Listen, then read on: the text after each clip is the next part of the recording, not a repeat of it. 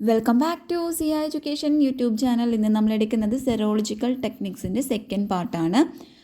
Rapid plasma reagin RPR. നമുക്ക് എന്താണെന്ന് നോക്കാം. നേരെ ക്ലാസ്സിലോട്ട് കിടക്കാം.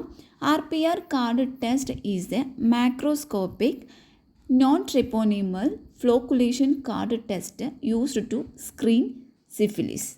സിഫിലിസിനെ സ്ക്രീൻ ചെയ്യുന്നതിനുള്ള ഒരു മാക്രോസ്കോപ്പിക് ആയിട്ടുള്ള നോൺ ട്രിപ്പോണമൽ ഫ്ലോക്കുലേഷൻ കാർഡ് ടെസ്റ്റാണ് RPR അല്ലെങ്കിൽ rapid plasma reagin test card test എന്ന് പറയുന്നത്. The antigen is prepared from a modified venereal disease research laboratory antigen suspension. VDRL antigen suspension നിന്നാണ് ഈ ഒരു ആൻറ്റിജൻ പ്രിപ്പയർ ചെയ്തെടുക്കുന്നത്. അപ്പോൾ ഈ ഒരു ആൻറ്റിജനിൽ അടങ്ങിയിട്ടുള്ളത് ഈ ഒരു ഇനാക്ടിവേറ്റ് ആയിട്ടുള്ള സെറത്തിനെ, അതായത് ഹീറ്റ് ഇനാക്ടിവേറ്റ് ആയിട്ടുള്ള സെറത്തിനെ എലിമിനേറ്റ് ചെയ്യാൻ വേണ്ടിയിട്ട് കോളിൻ ക്ലോറൈഡും അടങ്ങിയിട്ടുണ്ടായിരിക്കും. അതുപോലെ എഥിലിൻ ഡയാമൈൻ ടെട്രാ അസറ്റിക് ആസിഡ്, അതായത് EDTA ഇതിലടങ്ങിയിട്ടുണ്ട്. EDTA ഇതിൽ ഉൾപ്പെടുത്തിയിട്ടുള്ളത് ഈ ഒരു സസ്പെൻഷൻ്റെ സ്റ്റെബിലിറ്റിനെ എൻഹാൻസ് ചെയ്യാൻ വേണ്ടിയിട്ടാണ്. അതുപോലെ ലാസ്റ്റ് ഒരു ഫൈനലി ഡിവൈഡഡ് ആയിട്ടുള്ള ചാർക്കോൾ പാർട്ടിക്കിൾസും ഇതിലടങ്ങിയിട്ടുണ്ട് as a visualising agent.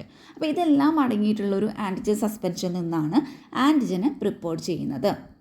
In the test the RPR antigen, ഈ RPR ആൻറ്റിജനെ ഒന്നുകിൽ അൺഹീറ്റഡ് ആയിട്ടുള്ള അല്ലെങ്കിൽ ഹീറ്റഡ് ആയിട്ടുള്ള സെറമായിട്ടോ അതോ അല്ലെങ്കിൽ അൺഹീറ്റഡ് ആയിട്ടുള്ള പ്ലാസ്മ ആയിട്ട് മിക്സ് ചെയ്യുകയാണ് ചെയ്യുന്നത് on a plastic coated card.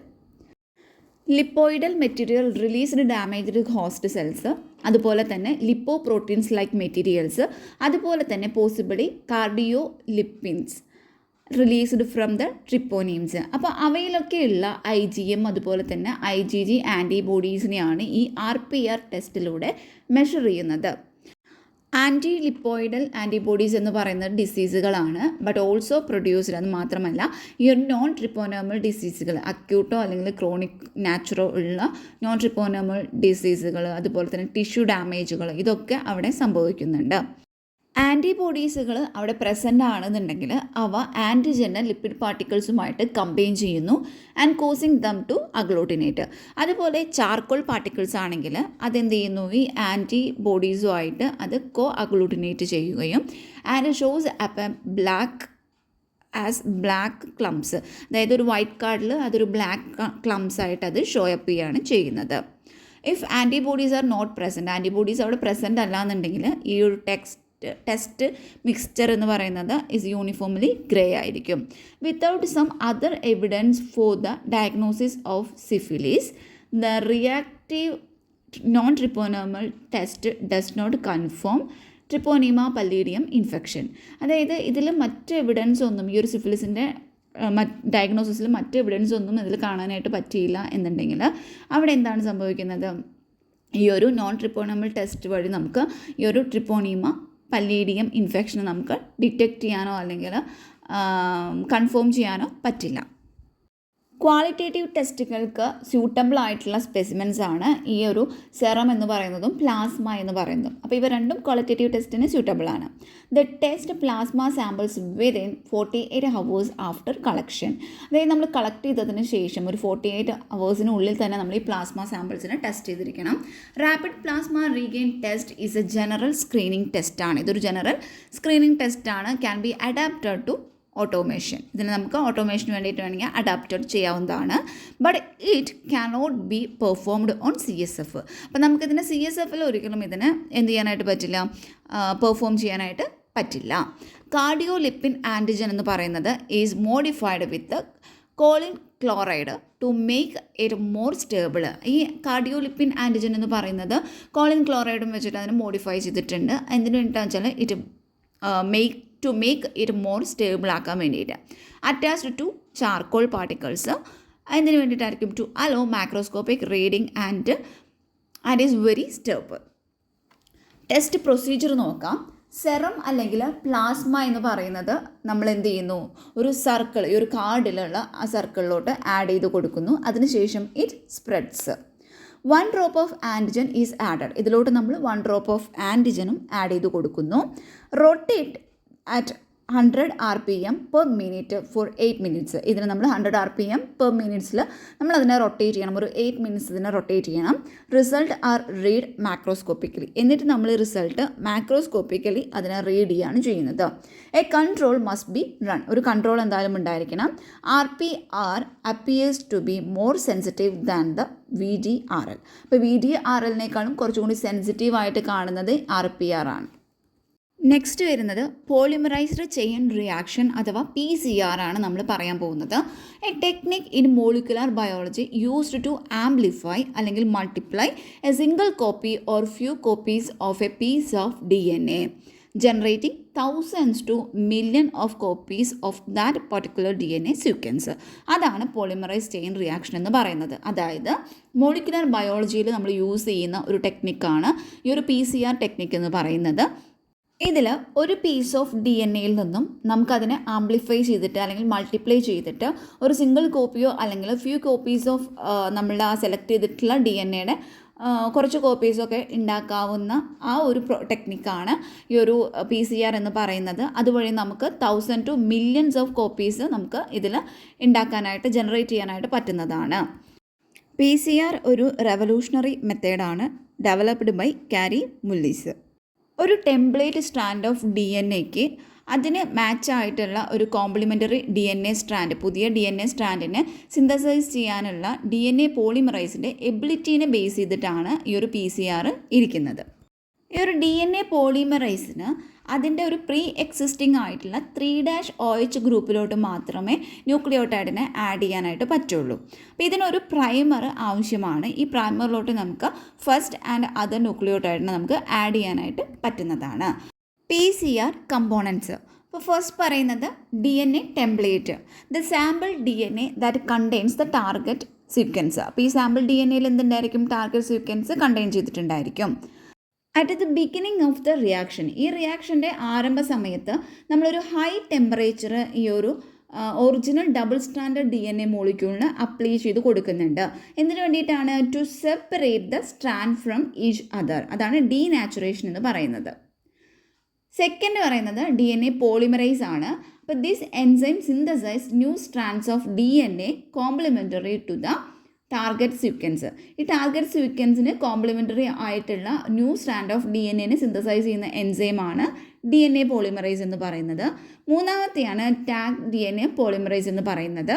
അതിൽ പറയുന്നത് first and the most commonly used of DNA polymerise enzyme used in PCR technology. അതായത് PCR ടെക്നോളജിയിൽ മോസ്റ്റ് കോമൺലി യൂസ് ചെയ്യുന്ന അല്ലെങ്കിൽ മോസ്റ്റ് കോമൺലി യൂസ് ചെയ്യുന്ന ഒരു DNA പോളിമറൈസ് എൻസൈമാണ് ഈ ഒരു ടാഗ് DNA പോളിമറൈസ് അല്ലെങ്കിൽ ടാഗ് പോളിമറൈസ് എന്ന് പറയുന്നത്.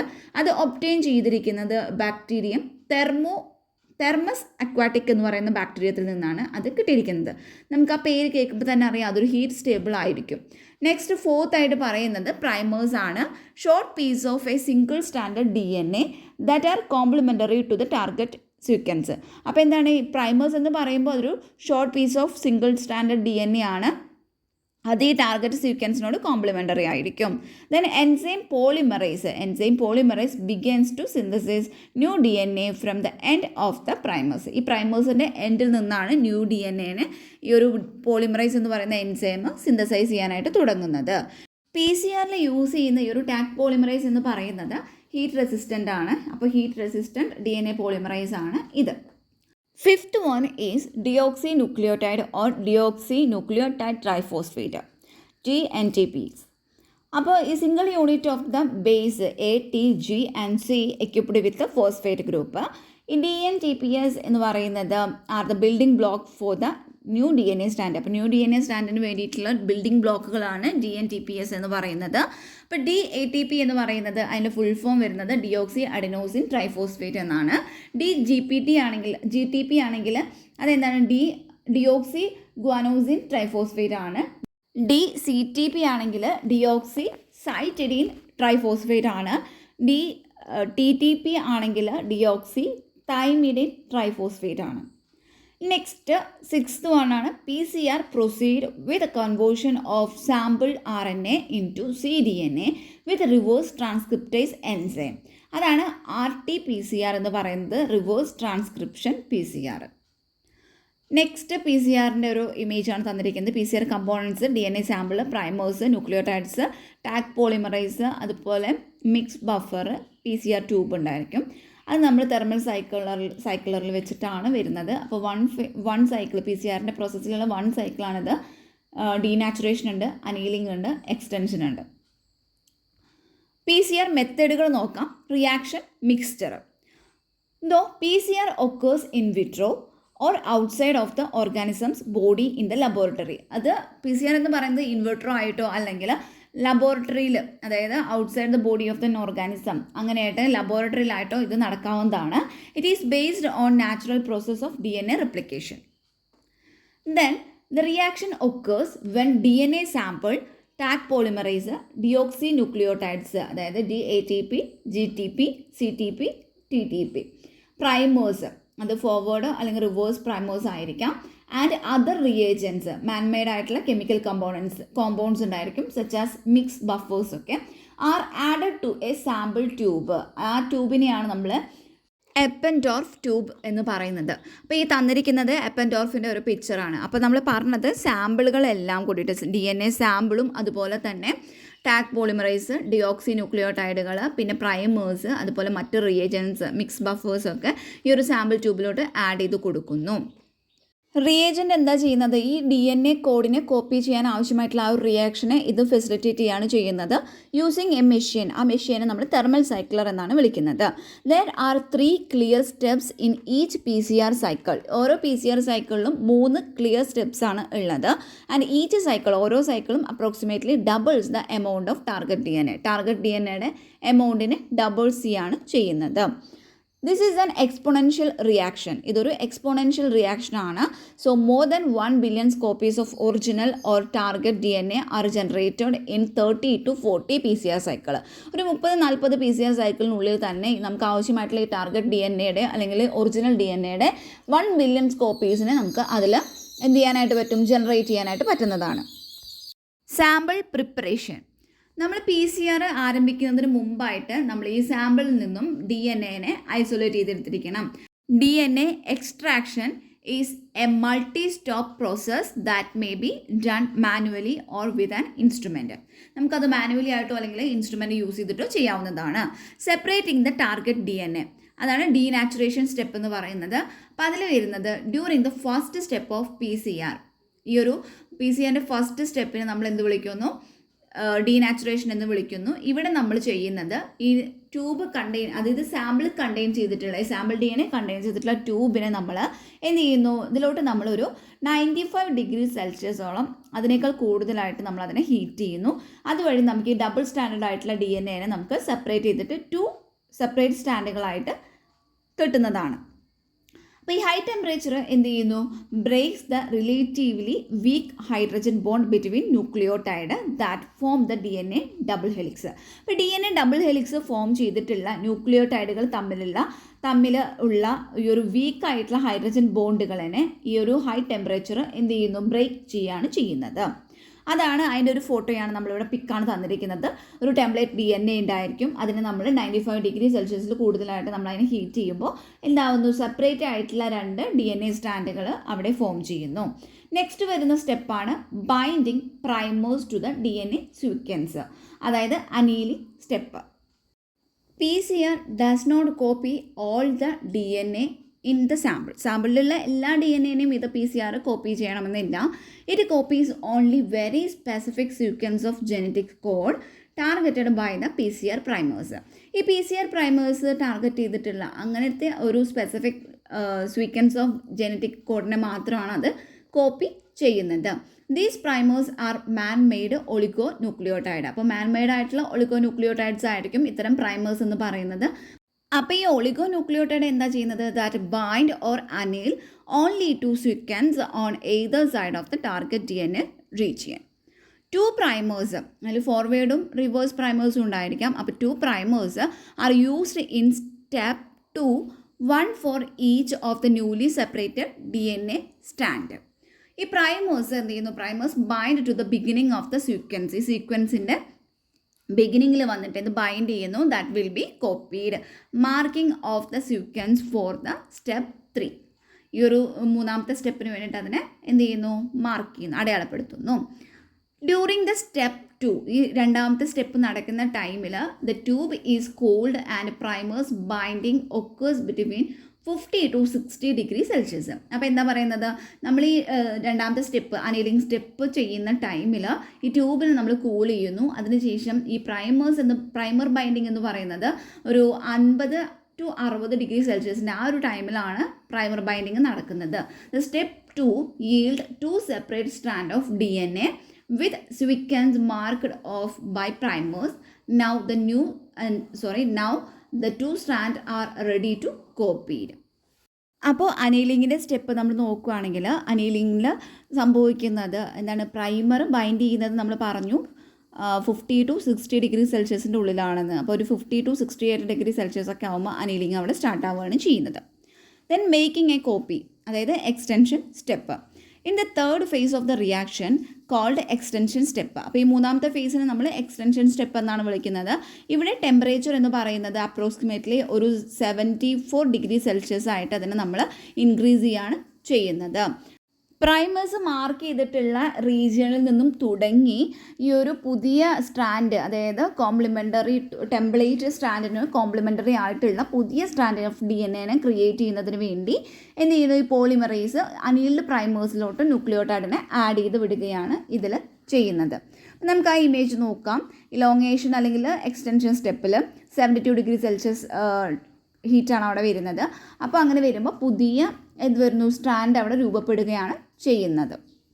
After copying the extension step 2 copies of target DNA are formed. അപ്പോൾ എന്താ സംഭവിക്കുന്നത്, ഈ ഒരു എക്സ്റ്റൻഷൻ സ്റ്റെപ്പ് കഴിയുമ്പോൾ അവിടെ 2 copies ഓഫ് ടാർഗറ്റ് DNA ആണ് ഫോം ചെയ്യുന്നത്.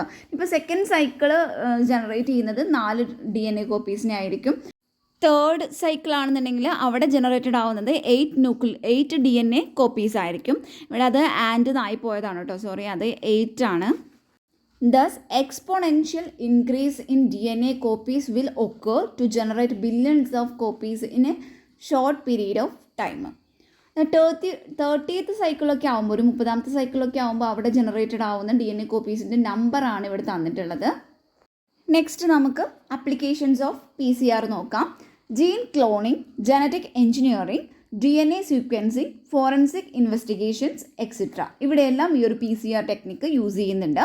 പോളിമറൈസ് ചെയിൻ റിയാക്ഷൻ അല്ലെങ്കിൽ PCR എന്ന് പറയുന്നത് ഒരു എഫിഷ്യൻ്റ് ആയിട്ടുള്ള ഒരു മെത്തേഡാണ് and cost effective way to copy or amplify small segments of DNA or RNA in a short span of time.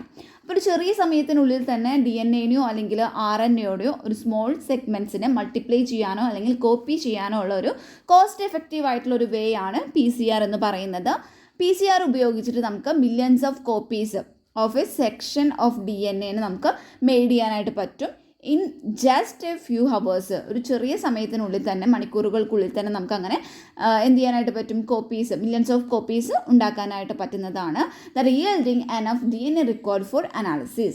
The PCR method allows clinicians to diagnose and monitor disease using minimal amount of samples such as blood or tissue. അതായത് നമുക്ക് minimal amount of samples ആയിട്ടുള്ള blood അല്ലെങ്കിൽ tissue samples use ചെയ്തിട്ട് നമുക്ക് ഡിസീസിനെ monitor ചെയ്യാനോ അല്ലെങ്കിൽ diagnose ചെയ്യാനോ നമുക്ക് പറ്റുന്നതാണ്. PCR technology enables the monitoring of the amount of a virus present or viral load in a person's body. അപ്പോൾ ഒരു വ്യക്തിയുടെ ബോഡിയിൽ ഉള്ള വൈറൽ ലോഡ് അല്ലെങ്കിൽ വൈറസ് പ്രസൻ്റ് ആയിട്ടുള്ള വൈറസിൻ്റെ എമൗണ്ടിനെ മോണിറ്റർ ചെയ്യാനായിട്ട് PCR ടെക്നോളജി സാധ്യമാക്കുന്നുണ്ട്. പിന്നെ in disease such as hepatitis C or human immunodeficiency virus, HIV infections ഒക്കെ ഉണ്ടല്ലോ. അപ്പോൾ അങ്ങനെയുള്ള ഡിസീസുകളിൽ viral load is a good indicator of how sick a person may be or how well a person's medicine and treatment is working. അതായത് ഇപ്പോൾ ഇതിലൊരു എക്സാമ്പിളായിട്ടാണ് പറയുന്നത്, നമുക്കിപ്പോൾ ഹെപ്പറ്റൈറ്റിസ് സിയോ അല്ലെങ്കിൽ HIV ഇൻഫെക്ഷനോ ഉണ്ടെങ്കിൽ ആ മനുഷ്യനിൽ ഉള്ള ഈ വൈറൽ ലോഡ് എന്ന് പറയുന്നത് ഒരു ഗുഡ് ഇൻഡിക്കേറ്റർ ആയിട്ടാണ് വർക്ക് ചെയ്യുന്നത്. അതായത് അയാൾ എത്രമാത്രം സിക്കാണ് എന്ന്, അല്ലെങ്കിൽ അയാളുടെ മെഡിസിനും ട്രീറ്റ്മെൻറ്റും ഒക്കെ എത്ര നന്നായിട്ടാണ് വർക്ക് ചെയ്യുന്നതെന്നൊക്കെ നമുക്ക് അറിയാനായിട്ട് പറ്റുന്നതാണ്. ഇത്തരത്തിലുള്ള ഇൻഫോർമേഷൻസൊക്കെ വെച്ചിട്ട് ഈ ഫിസിഷ്യന് എപ്പോഴാണ് ഒരു വ്യക്തിക്ക് ട്രീറ്റ്മെൻറ്റ് ആരംഭിക്കേണ്ടത്, അല്ലെങ്കിൽ ആ പേഴ്സൻ്റെ ആ ട്രീറ്റ്മെൻറ്റിനോട് ആ പേഴ്സൺ എങ്ങനെയാണ് റെസ്പോൺസ് ചെയ്യുന്നത്, അതുപോലെ making treatment personalised to each individuals, അതൊക്കെ മനസ്സിലാക്കാനും ഡിറ്റർമിൻ ചെയ്യാനായിട്ട് പറ്റുന്നതാണ്. നെക്സ്റ്റ് വരുന്നത് റിവേഴ്സ് ട്രാൻസ്ക്രിപ്ഷൻ പോളിമറൈസ് ചെയിൻ റിയാക്ഷനാണ്, RT-PCR. അപ്പോൾ RT-PCR എന്ന് പറയുന്നത് is a variant of polymerase chain റിയാക്ഷനാണ്. RNAയുടെ എക്സ്പ്രഷനെ ഡിറ്റക്റ്റ് ചെയ്യാൻ വേണ്ടിയിട്ട് മോളിക്കുലർ ബയോളജിയിൽ കോമൺലി യൂസ് ചെയ്യുന്ന ഒരു ടെക്നിക്കാണ് RT-PCR എന്ന് പറയുന്നത്. RT-PCR and traditional PCR both produce multiple copies of a particular DNA isolates through amplification. The applications of the two techniques are fundamentally different. RT-PCRും അതുപോലെ തന്നെ ട്രഡീഷണൽ PCR-ഉം എന്ത് ചെയ്യുന്നുണ്ട്, ആംപ്ലിഫിക്കേഷൻ വഴി DNA ഐസോലേറ്റിൻ്റെ മൾട്ടിപ്പിൾ കോപ്പീസ് ഉണ്ടാക്കുന്നുണ്ട്. ഈ രണ്ട് ടെക്നിക്കുകളുടെയും അപ്ലിക്കേഷൻ എന്ന് പറയുന്നത് ഫണ്ടമെൻ്റലി ഡിഫറെൻ്റ് ആയിരിക്കും. ട്രഡീഷണൽ PCR എന്ന് പറയുന്നത് അത് used to exponentially amplify target DNA sequence. RT-PCR ആണെങ്കിൽ that is used to clone expressed genes by reverse transcribing the RNA of interest into DNA complement through the use of reverse transcriptase. Subsequently, newly synthesised ആയിട്ടുള്ള cDNAനെ എന്ത് ചെയ്യുന്നുണ്ട്, traditional PCR use ചെയ്തിട്ട് amplify ചെയ്യുന്നുണ്ട്. അപ്പോൾ reverse transcription അതോടുകൂടി കഴിഞ്ഞു. പിന്നെ next നമ്മൾ പറയുന്നത് ലിമിറ്റേഷൻ ആണ്. PCR-ൻ്റെയും RT-PCRൻ്റെയും ലിമിറ്റേഷൻസ് ആണ് പറയുന്നത്. The PCR reaction starts to generate copies of target sequence exponentially. PCR എന്ന് പറയുന്നത് നമ്മൾ എന്ത് ചെയ്യുന്നു, അത് സ്റ്റാർട്ട് ചെയ്യുന്നത് ഈ ഒരു എക്സ്പോണൻഷ്യലി ഈ ഒരു ടാർഗറ്റ് സീക്വൻസിൻ്റെ കോപ്പീസിനെ ജനറേറ്റ് ചെയ്യാൻ വേണ്ടിയാണ്. Because of the inhibitors of the polymerase chain reaction found in the sample such as reagent limitations, പിന്നെ ഈ ഒരു പൈറോഫോസ്ഫേറ്റ് മോളിക്യൂൾസിൻ്റെ അക്യുമുലേഷൻ, പിന്നെ ഈ അക്യുമുലേറ്റ് ചെയ്തിട്ടുള്ള പ്രൊഡക്റ്റുകളുടെ സെൽഫ് അനൈലിങ്, അപ്പോൾ ഇതൊക്കെ മൂലം PCR റിയാക്ഷനിൽ ഒരു ഇവൻച്വലി സീസ് ചെയ്യുന്നുണ്ട് ടു ആംപ്ലിഫൈ ടാർഗറ്റ് സീക്വൻസ്. ഈ ടാർഗറ്റ് സീക്വൻസിനെ ആംപ്ലിഫൈ ചെയ്യുന്നതിൽ ഒരു മാറ്റങ്ങൾ വരുത്തുന്നുണ്ട്, വർധനവ് കുറയ്ക്കുന്നു. അതുപോലെ തന്നെ ഒരു പ്ലേറ്റ് ഇഫക്റ്റ് അവിടെ ഉണ്ടാകുന്നു. ഈ ഒരു പാർട്ടോട് കൂടി നമ്മുടെ സെറോളജിക്കൽ ടെക്നിക്ക് കംപ്ലീറ്റ് ആയിട്ടുണ്ട്.